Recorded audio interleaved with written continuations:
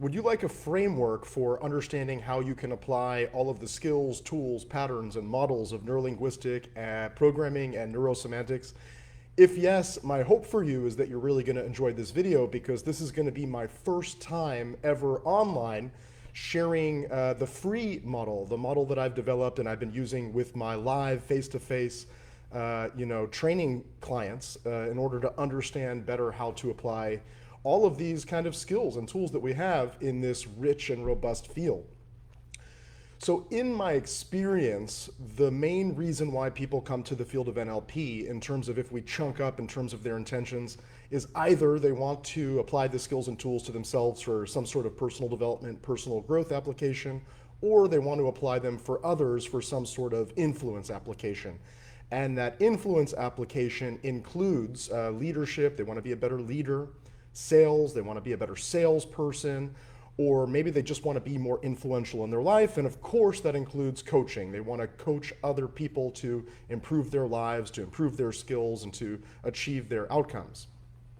So with that framework, with that understanding, what I was thinking is that this way to organize this, the FREE model, allows us to understand where do we fit in that mix of applying to myself, applying to others, and where am I missing a step, or what's my next step, and where I'm at, what's the step beyond that. So I'm going to break down the free model letter by letter, this acronym FREE, and then you can kind of think for yourself, where do I fit in this model, and maybe this would be something useful that you can use for yourself or the people around you. And at the end, I'd love to hear your feedback about what you think about this, what you love about it, how it helps you, and maybe some steps for improvement. So the first letter in the acronym FREE is F, which stands for flexibility.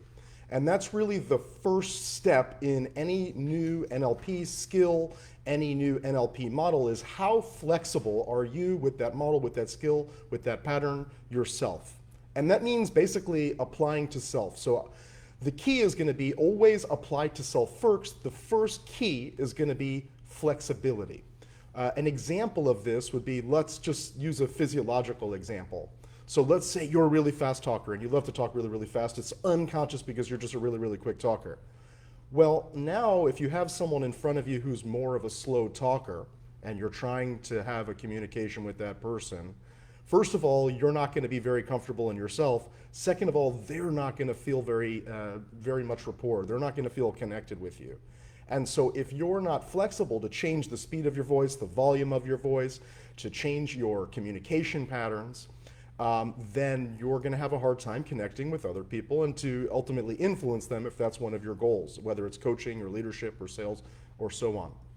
So the first step in the free model is to become flexible in yourself with the pattern, the tool, the model, the skill. To use a pattern, for example, let's say you're doing a fast phobia cure, a movie rewind pattern with somebody. Are you flexible in yourself? Have you applied that pattern to yourself so that you understand from the experiential side of things how that works inside of somebody's neurology? If you are a pure technician practitioner working on somebody else with whatever tool or modality you're using, even if it's not neuro-linguistic programming, and you haven't applied it to yourself first, then you're going to just be so handicapped in terms of your capabilities in facilitating change or growth in somebody else. So all of the skills and tools of neuro-linguistic programming, neurosemantics, coaching, or whatever modality you use, the first step is to become flexible in it yourself. Now, once you've got that down, the flexibility, now we get to R in the FREE, the free model. And the R stands for rapport. And so the question here is, are you able to build rapport with people? And again, this all falls back on flexibility, because the ability to build rapport using the NLP models, it all falls back on, can you pace someone? Can you meet them where they're at? Can you match them or mirror them? And if you're not capable of being flexible in yourself, then you're not going to be able to build rapport with other people because you don't have the behavioral flexibility yourself. So doing the behavioral flexibility in yourself, that just gives you a more richer understanding of the world. It gives you a more resourceful way of managing the situations that come up. And then also it opens up for you this R, this ability to build rapport with people. Now that you've got the flexibility and you're able to build rapport with people, now you're ready for the third E, which is to expand the minds of other people. And this is finally where we get to that leadership aspect of NLP, being able to become a better salesperson, become a better coach, become more influential with your friends and family members. So to be able to expand the minds of other people, whether again it's coaching or sales or leadership or just general influence in your personal or professional life, that these first two stages are prerequisites. You got to be flexible, you got to be able to build rapport. Now you're able to expand their minds to use the pattern, the pace, pace, pace lead, or whatever you're going to use to open up their perspective. And then the last one here after this expanding is to facilitate evolution of somebody, yourself and others, by choice rather than by chance.